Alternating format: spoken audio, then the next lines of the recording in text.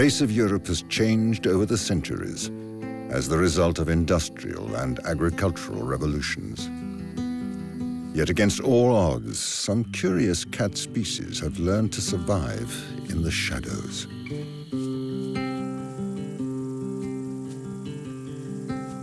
Even venturing into the heart of our towns.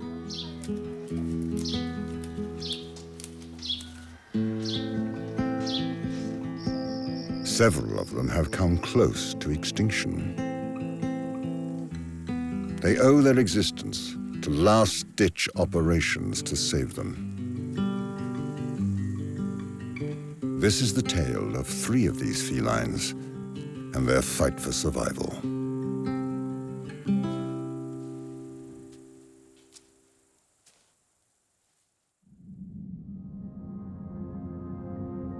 In the east of France, there is a mysterious local legend.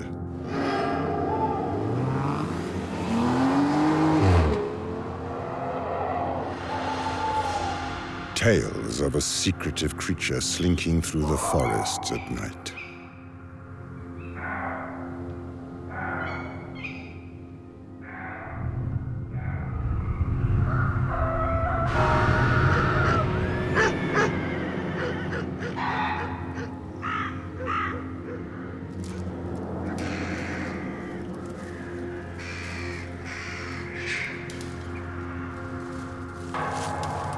Able to see in the dark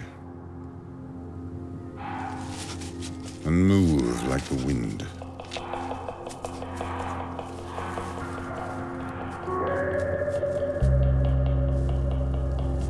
Some believe it could be a golden jackal or even a stray dog.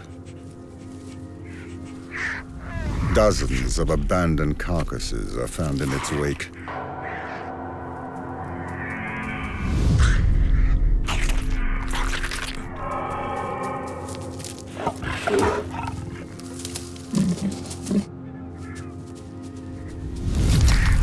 Strangely intact.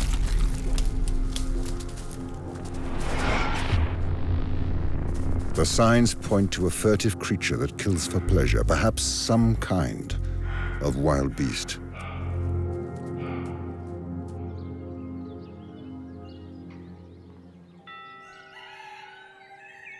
When dawn breaks, peace returns to the countryside. Only the purring of man-made machinery disturbs the silence.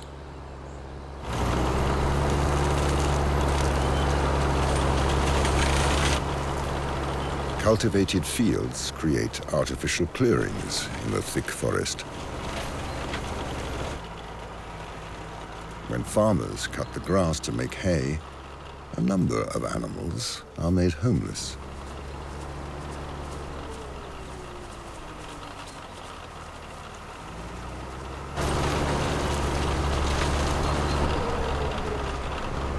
This radical change suits one curious creature that lives in the heart of the forest.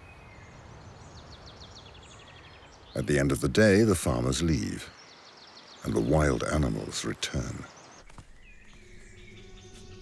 Among them, herbivores, like roe deer.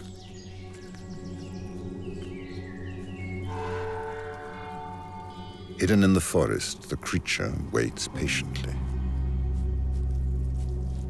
for its arch rival, the fox, to leave. These clearings attract animals that come down from the mountains, such as chamois.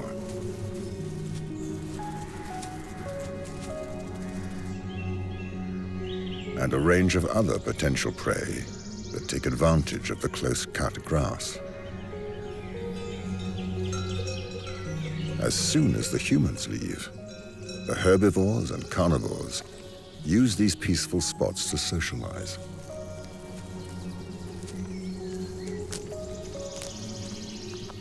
Common foxes scout and seek, but only at nightfall will they have an advantage over their prey.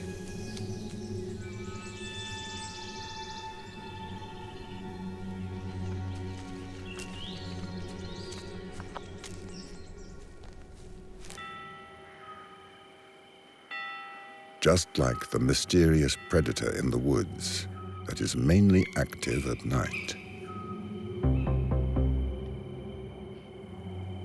It has panoramic eyesight that can see over 200 degrees, but it is colorblind and short-sighted. It is unable to see the color red and has trouble seeing beyond 20 feet, unlike humans who can see clearly between 100 and 200 feet.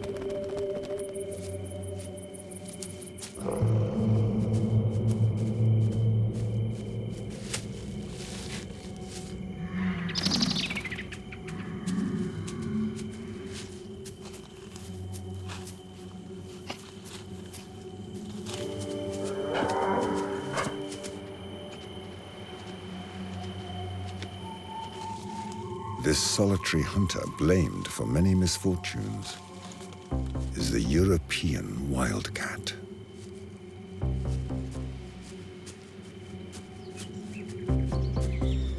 These large cats measure up to 3 feet long and weigh as much as 18 pounds. When their pupils are dilated, they can distinguish moving objects much better than humans.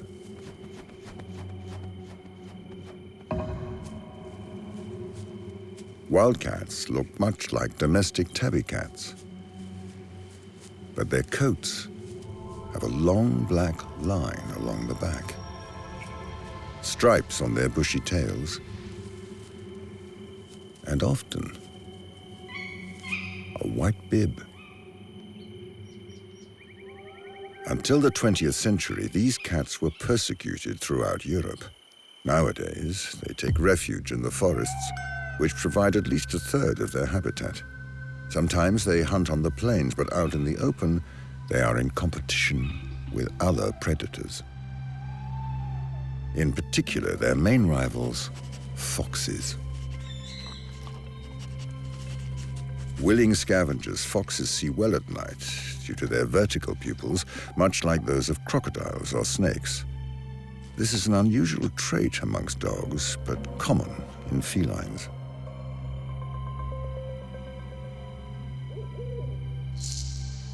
But the two rivals are hungry for fresh meat.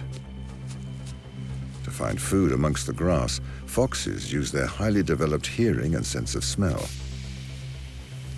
They have 450 times more olfactory cells than humans.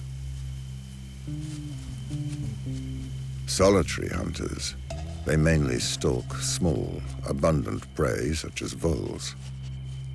To find their victims, foxes follow a scent trail,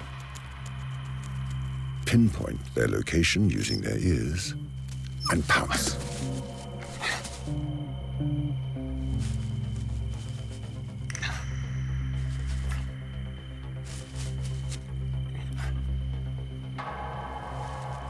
Foxes are even able to sense the Earth's magnetic field using a ring of shadow in their eyes that darkens when they are aligned with magnetic north. When the shadow and the sound of the prey align, it's time to pounce.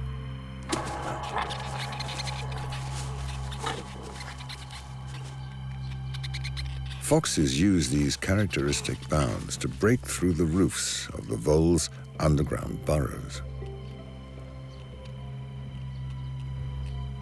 This hunting technique is highly efficient and is imitated by wildcats, but with much less success.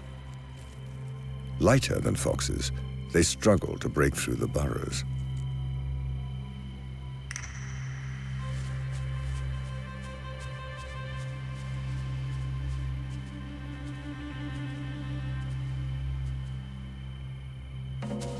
Most of their attempts end in failure, and on average, Wildcats eat only every second day.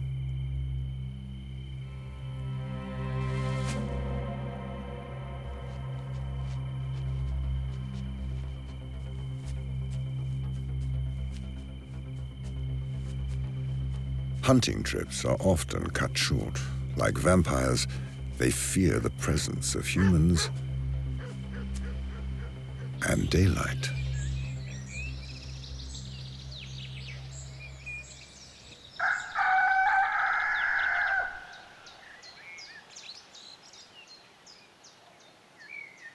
In the villages, they are regarded with suspicion.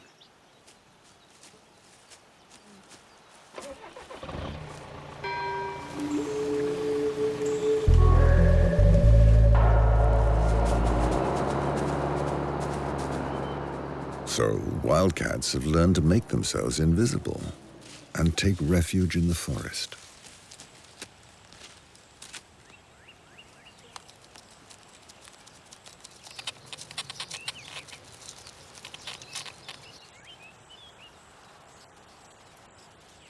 Today, Europe's wild animals have adapted to the measures that have been put in place to protect them. Like this chamois that has come down from the mountains without fear to eat the fresh shoots and buds. Since the 1970s, wildcats have been protected throughout Europe. Little by little, they have crept out of the shadows and into the open.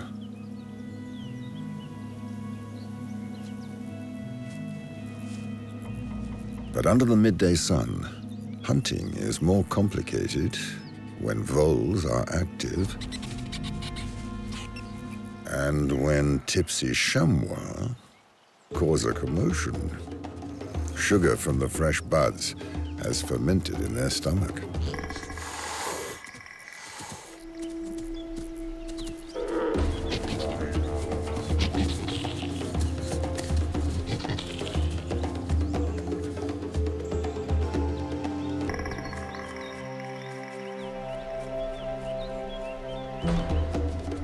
When the reveler finally leaves the restaurant, the hunt can continue.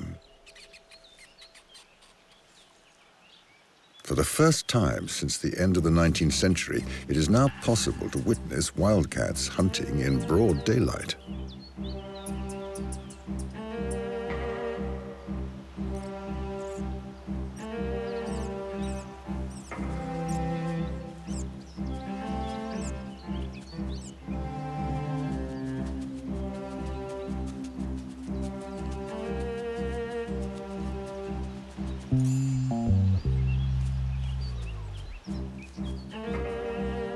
Just like foxes, wildcats keep in check the small rodents that invade fields of wheat.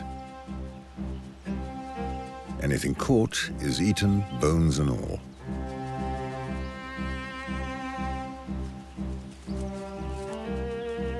So who is the mysterious creature that sees in the dark and kills for fun? For more than a century, we have heard its purring presence.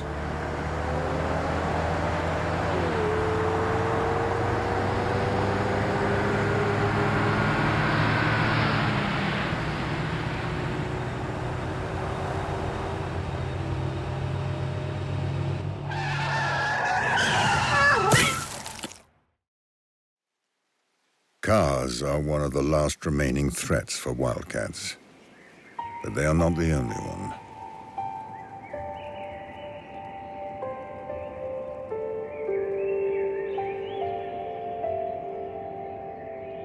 Like a detective at a crime scene, biologist Sébastien Devian examines the carcasses of cats that have been run over. When we find a cat at the side of the road, we start investigating. We start by looking at its coat and, in particular, a certain number of characteristics, such as rings at the level of the tail or a black stripe on its back to find out if this cat could be a wildcat.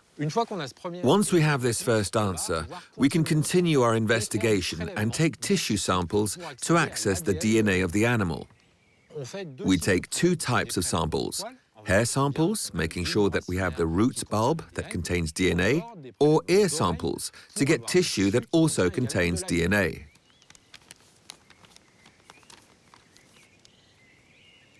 The DNA of the animal is its identity card. It is this DNA that will give us the information that tells us if it's a wildcat, a domestic cat, or a hybrid resulting from the reproduction between a wildcat and a domestic cat.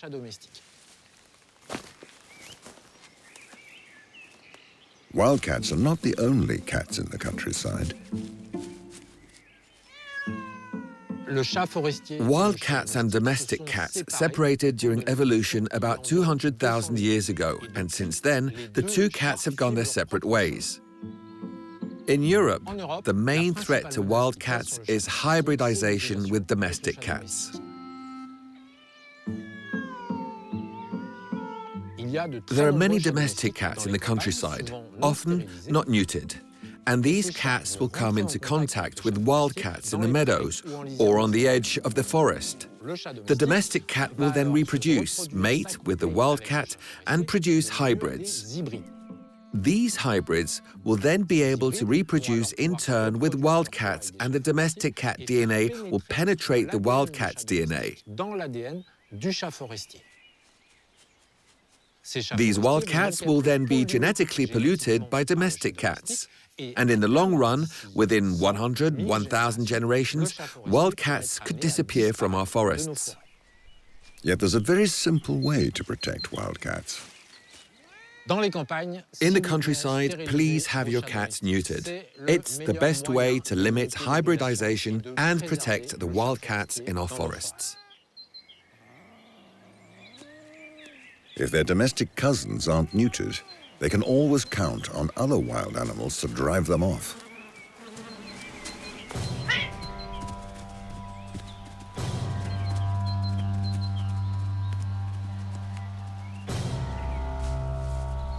Throughout Europe, habitat fragmentation and changes in the landscape have threatened the survival of many felines. But all is not lost. Over the last 2 decades, the Iberian Peninsula has witnessed a surprising big cat comeback. It's hard to believe that large cats could survive in this landscape, shaped by intensive agriculture.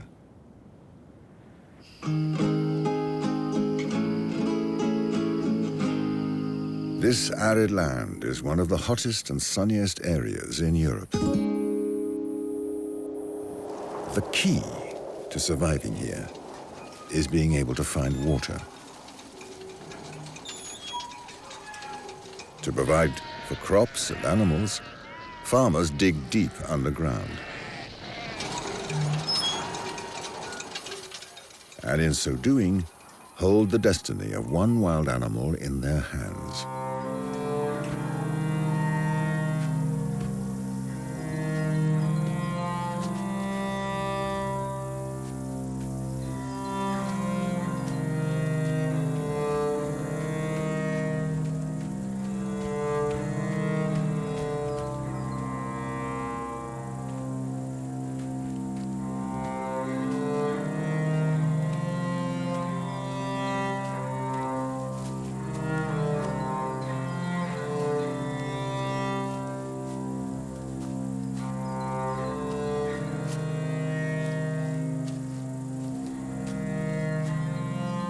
The Iberian Lynx. A majestic feline with an uncertain future.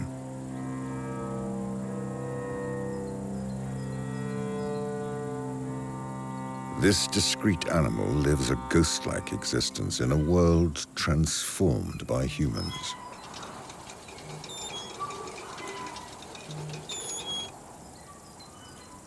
Odrina is a 5-year-old female. Like most Iberian lynxes, she was named by Spanish biologists who recognize her thanks to characteristic markings on her fur. In the middle of summer, daily temperatures often rise above 40 degrees Celsius. The fields are dry, and crops have been cut short.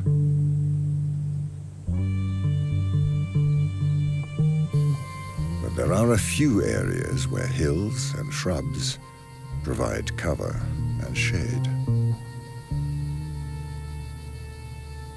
One of them is the Sierra Morena, a mountain range that extends over 450 kilometers in the south of Spain. This is where we find Odrina, on land that is no longer cultivated, where it rarely rains during the summer.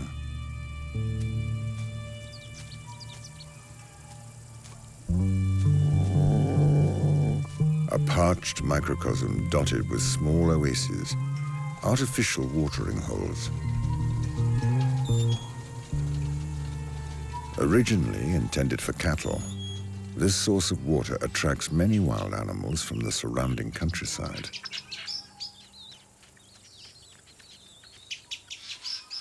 For Odrina, it's a godsend. She is the queen of the scrubland.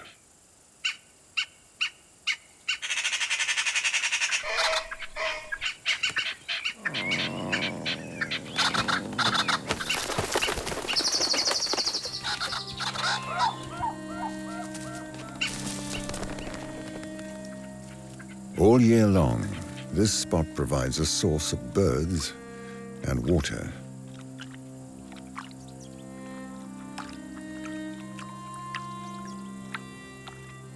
As well as the lynx's favorite prey, rabbits.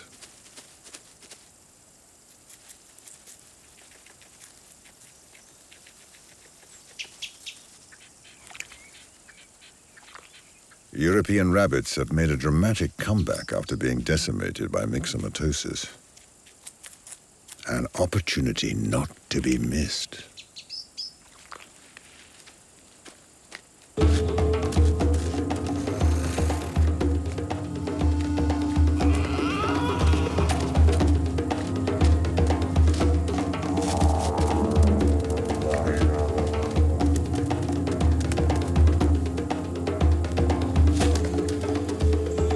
Though she can leap more than 4 meters, Odrina rarely chases after rabbits. She tracks them quietly, using smell and sound.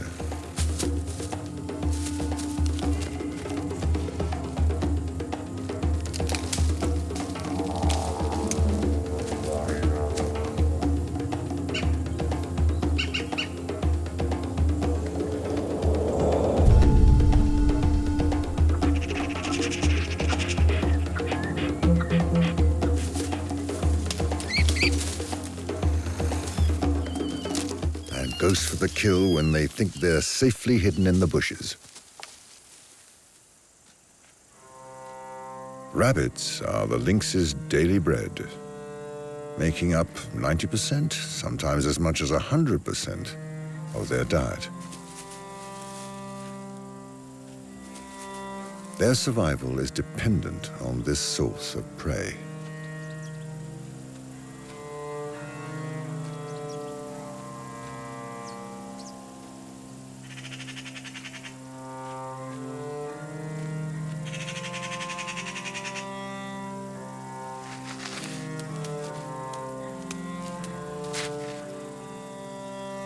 Odrina has found a territory where there are plenty of rabbits and settles there.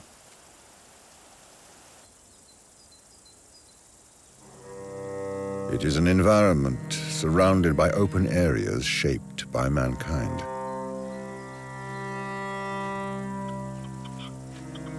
Faced with other competitors, she marks the invisible borders of her territory by spraying urine.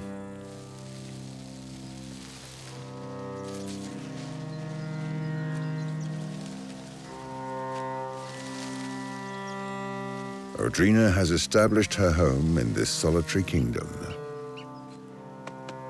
But for how long?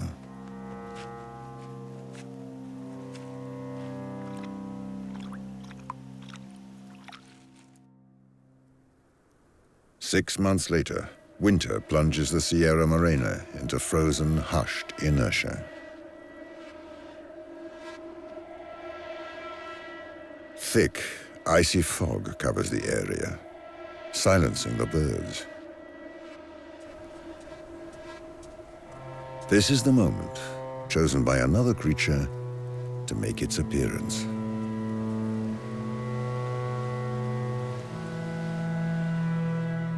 This is Rafa, a young male from another lynx population further south.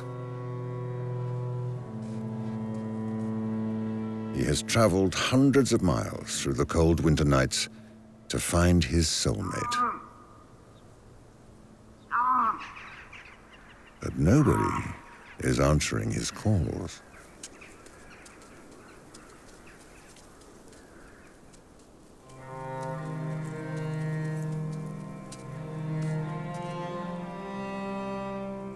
The place seems deserted.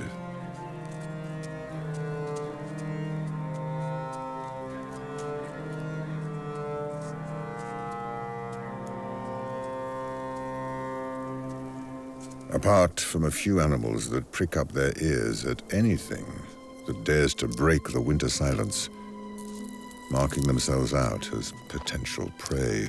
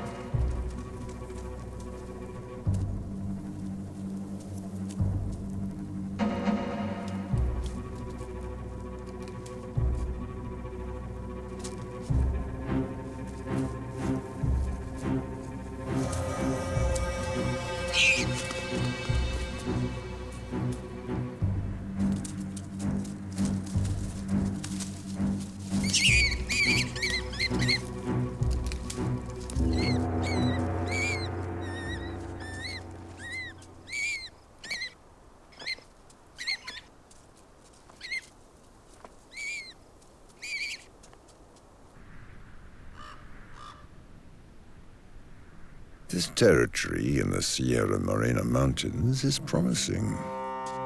It ought to be adopted and protected. In other words, marked.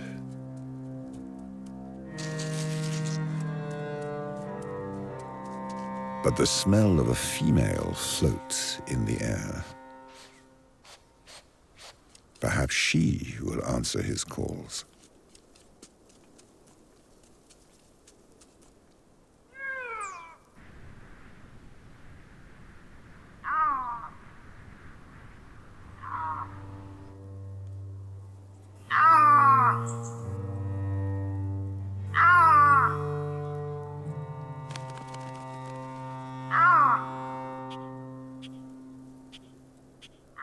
Audrina is no longer alone.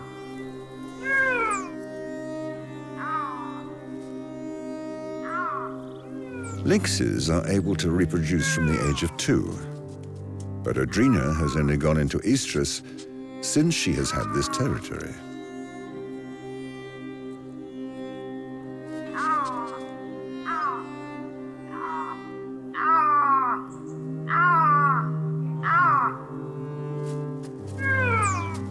Female lynxes also call to let males know they are in heat and that they are open to invites.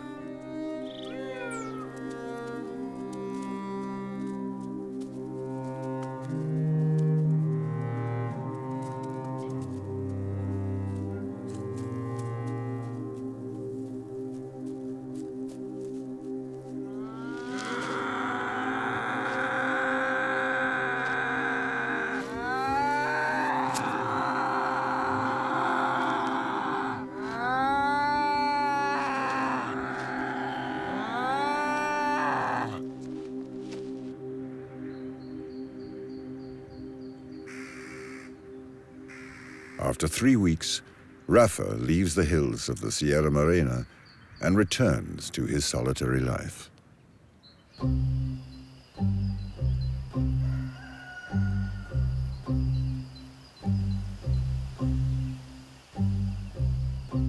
When summer arrives, Bertrand must learn to share her territory with the next generation.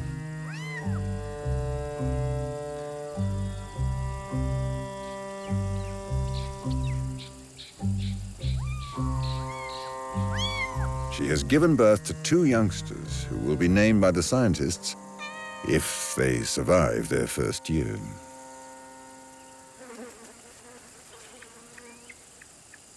Born in the wild, these kittens are a symbol of the extraordinary return of Iberian lynxes, a species that was on the verge of extinction at the beginning of the century.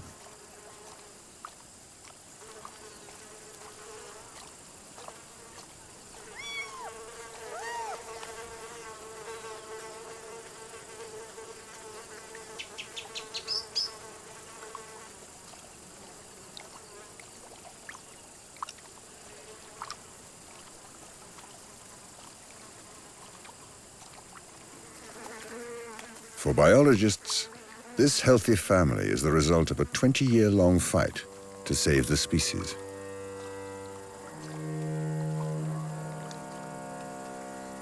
For the youngsters, the future remains uncertain, including the near future. They have only a year to learn the rudiments of life as a lynx, like learning to hunt rabbits.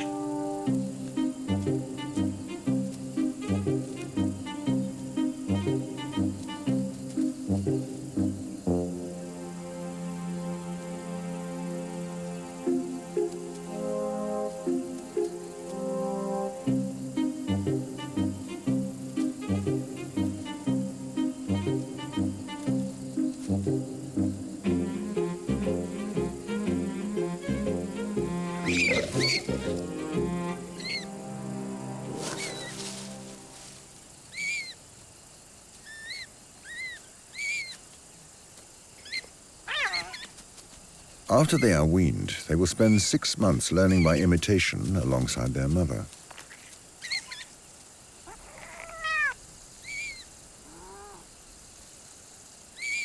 On average, only half the young survive their first 12 months. But despite their discretion, numerous biologists monitor their development. Each female that reaches maturity will reinforce the genetic heritage of this population.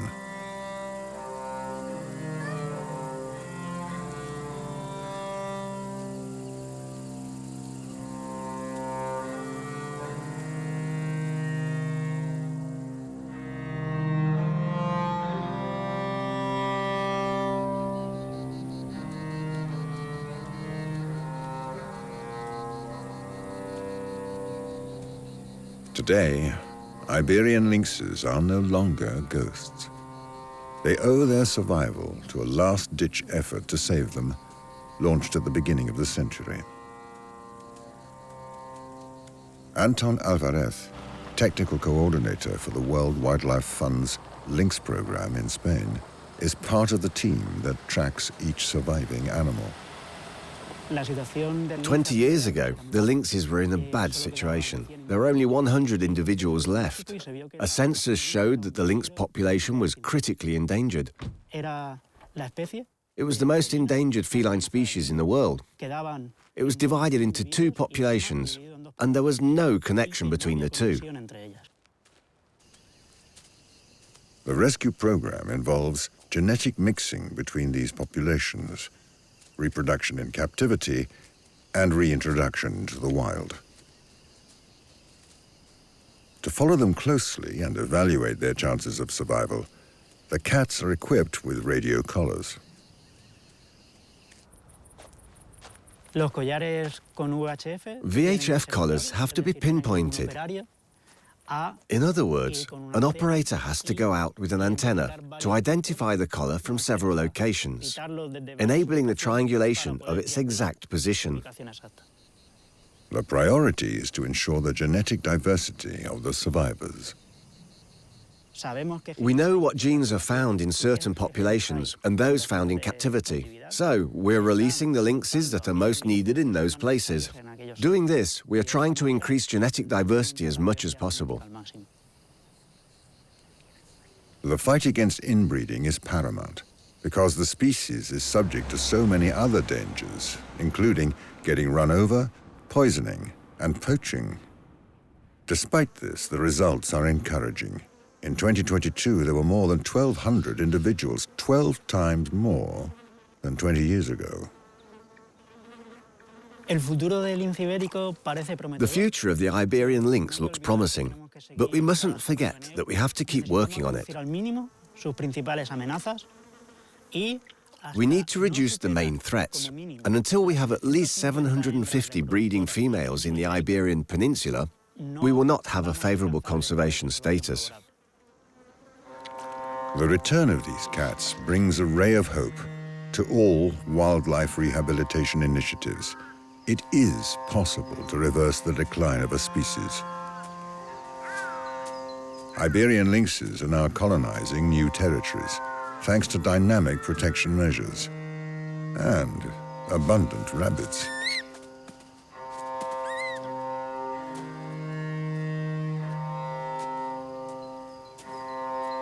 Recently, they've even been spotted on the outskirts of Barcelona and as far away as Portugal.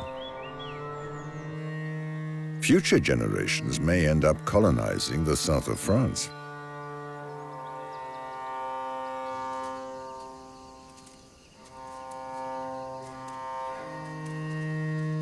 Iberian lynxes will always be a source of conflict.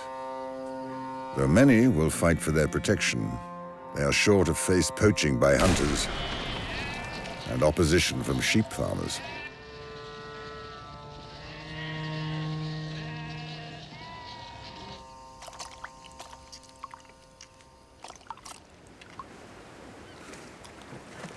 Humans have a love-hate relationship with cats, a relationship that has recently been put to the test by an extraordinary geological event on the borders of Europe.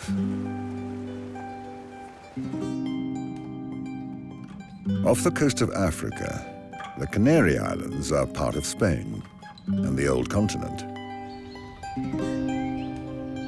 But tall basalt stacks betray the island of La Palma's volcanic origins. Europeans colonized the fertile valleys and introduced a new species in order to control rodents, domestic cats. For nearly 7,000 years, these felines, originally from ancient Egypt, have taken up residence in our homes. Today, 500 million of them populate our planet.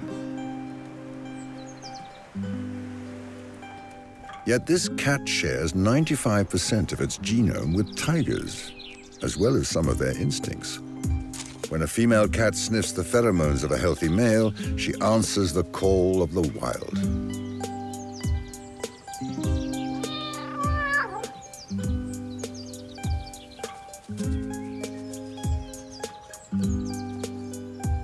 Our journey takes us to a town made of volcanic rock, coated with whitewash and bright blue paint.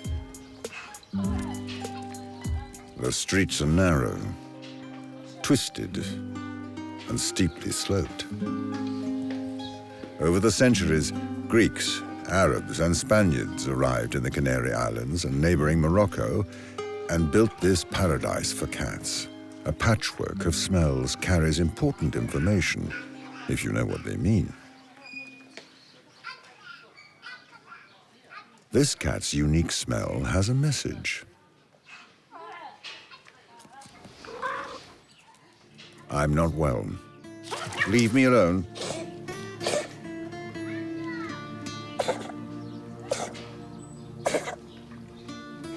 Message received. Our cat has lost its appetite. Its hormones are hard at work. For the last 4 days, the males in the area have known that she is in heat. They're able to detect the strong pheromones from over a mile away.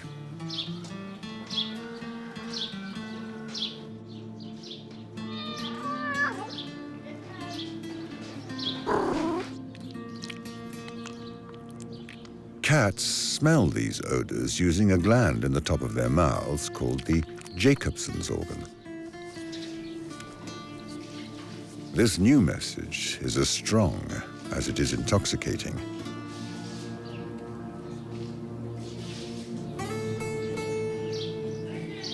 A female in heat produces 5 or 6 eggs that can be fertilized by 5 or 6 different males.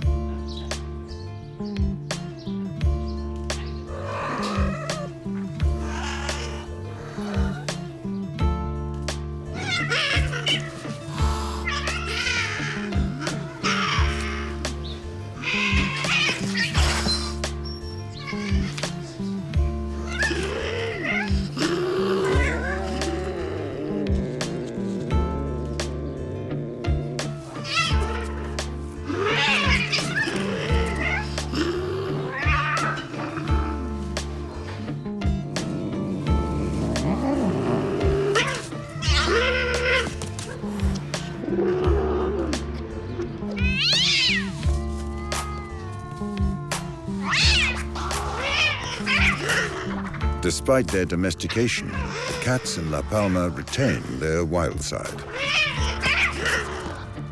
Though they are usually placid, during coitus they can become uncontrollable, violent, and determined, much like the volcano that gave birth to the island.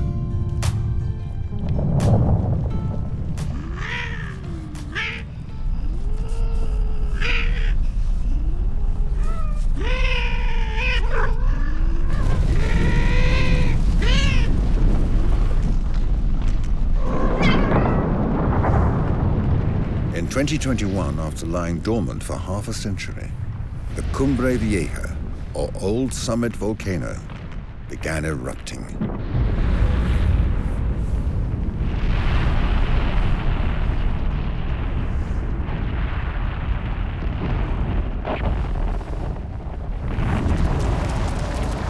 For 3 months, the volcano spewed out molten rock and sent ash 4 miles into the air.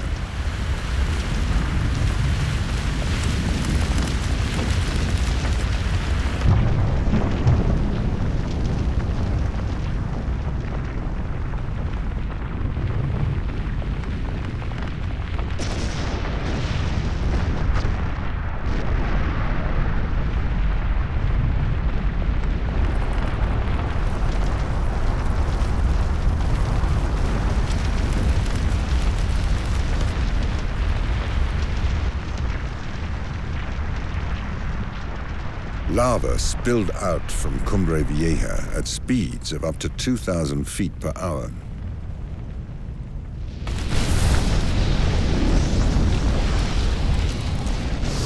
Below, roads and electricity were cut off.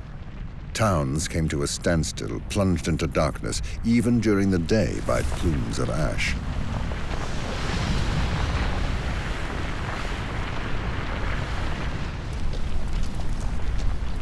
Lava poured out unimpeded, piling up to 20 feet deep in some places. Enough to engulf the houses in its path and their inhabitants.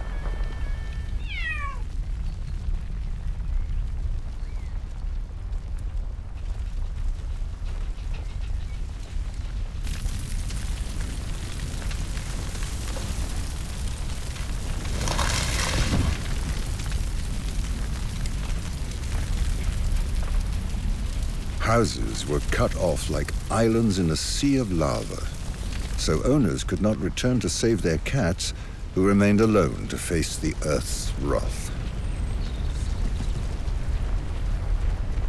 It was the longest volcanic eruption in living memory in La Palma. For more than 3 months, the volcano buried the island under a cloud of ash and toxic gas. The island's topography changed dramatically.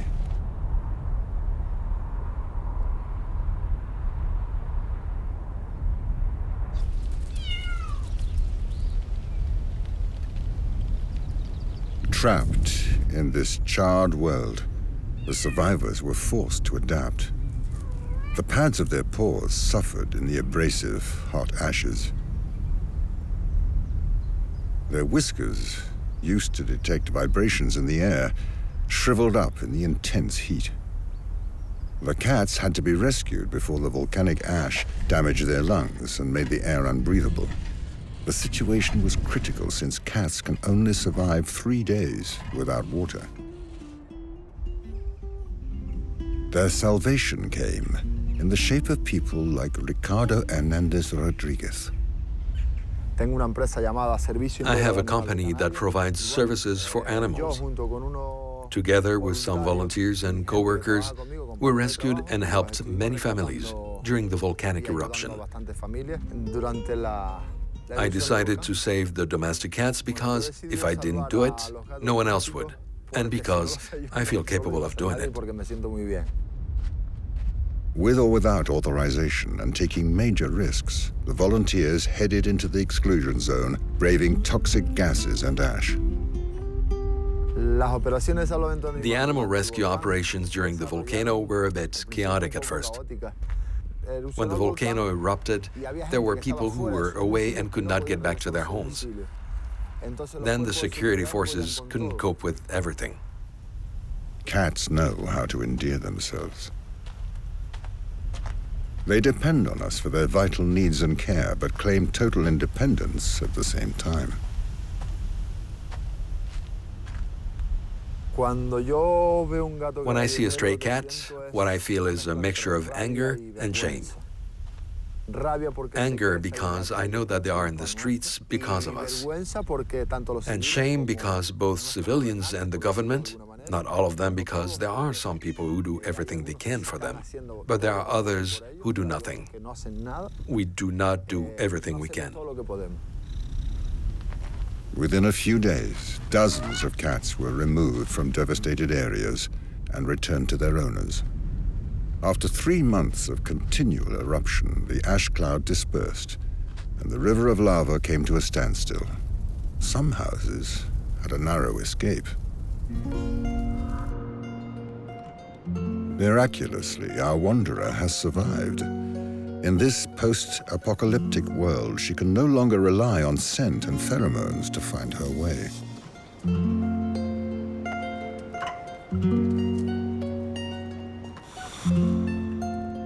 Fortunately, like most cats, she can use visual clues to retrace her steps from a distance of about 10 miles.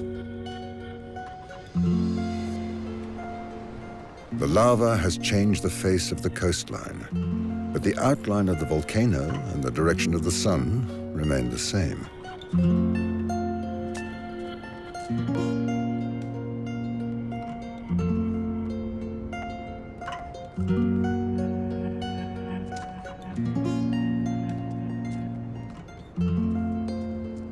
Her home has been spared by the lava's tentacles.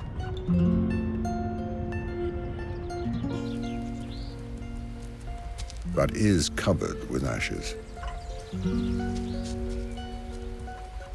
The volcanic ash contains traces of a recent smell. It's not her owner, since he hasn't returned yet.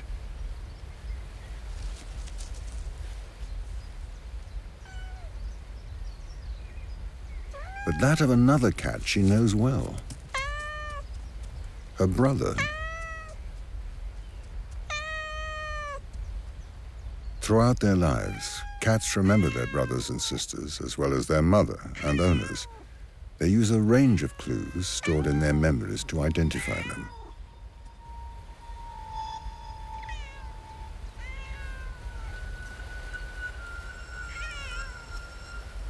Their smells, their sounds, and their appearance.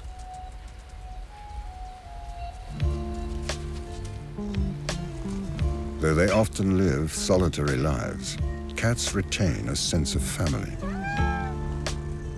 Their ability to identify and discern familiar figures and opportunities has allowed them to become domesticated.